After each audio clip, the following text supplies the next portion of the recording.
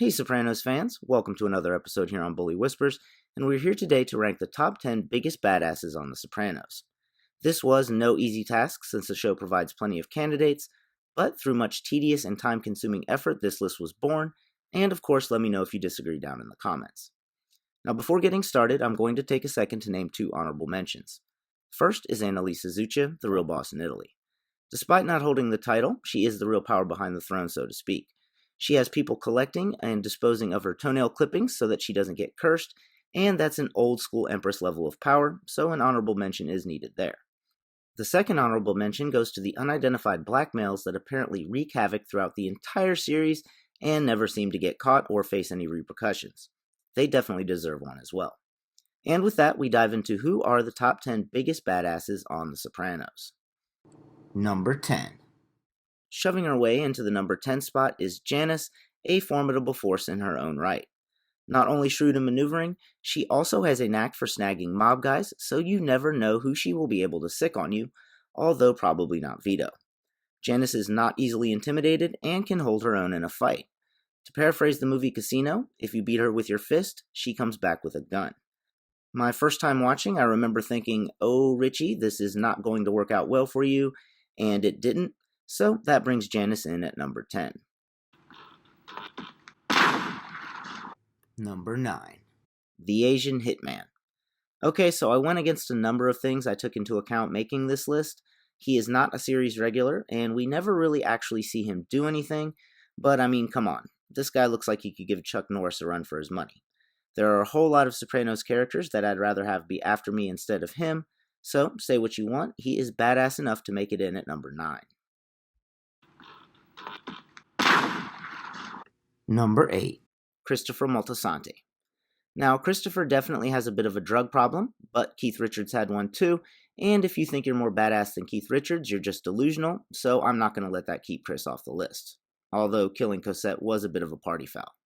I didn't. She must have crawled under there for warmth. On the other hand, Chris is virtually fearless and has no problem standing up to anyone. I'll tell you, the thing I like about Moltisante, he'll even tell Tony Soprano to go fuck himself. Guy's fearless. He can fight you with his fist and is an amazing shot with a gun.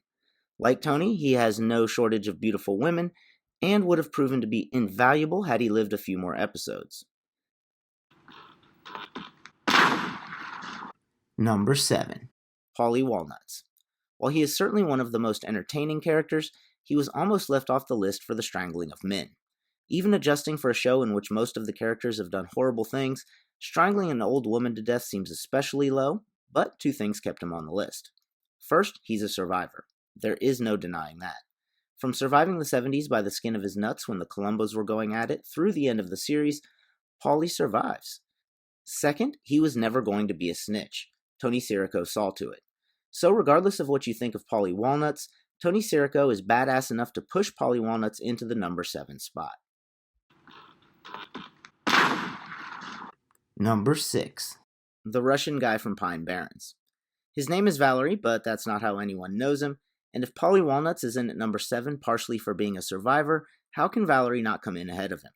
He took on Chris and Paulie, he survived being choked and shot in the head, he washes his balls with ice water, he killed 16 Czechoslovakians, and despite having no taste, managed to become an interior decorator. All signs point to badass. Number 5. Furio Junta. Despite the claim that his ponytail looks like a dick coming out of the back of his head, Furio comes in at number 5 and is pounding on the door of number 4. He is a ruthless enforcer, a bon vivant partier, and a steadfast advocate for bee control. Also, you gotta love his cleanliness in the kitchen. And this brings us to number 4. Number 4. Silvio Dante. Sil comes in at number 4 because he seems to be the most level-headed of the Sopranos crew, and because nothing he has came to him because he's Italian. He runs the bada bing very well, especially compared to Adriana and all the terrible bands she books, and provides Tony with great advice. Despite a couple of minor hiccups, Sil proves himself to be quite loyal, like when he strangled Bert Gervaisi, and he's got great style, like Al Pacino and Dick Tracy. Combine that with having a wife who's a piece of ass, or at least she was when he married her, and you've got Sil coming in at number 4. Number 3. Tony Soprano. That's right, Tony is only number 3, and two main things kept him from being higher.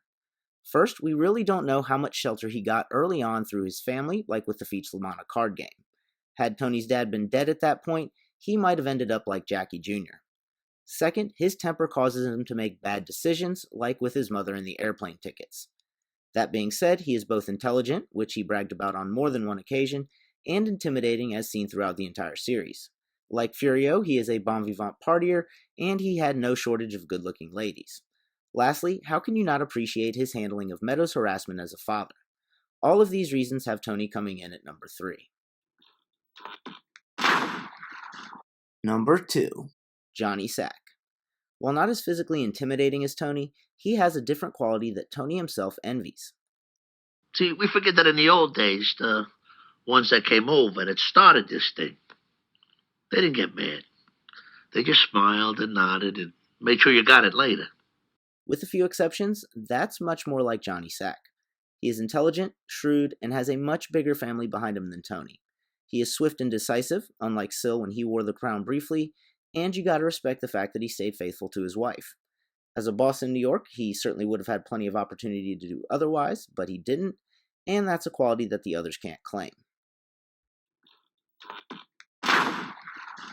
Number 1. Olivia Soprano. She is clearly the biggest badass on the show. She is the epitome of the patient, revenge is a dish best served cold attitude that Tony was referencing earlier, and her hanky-waving game is on point.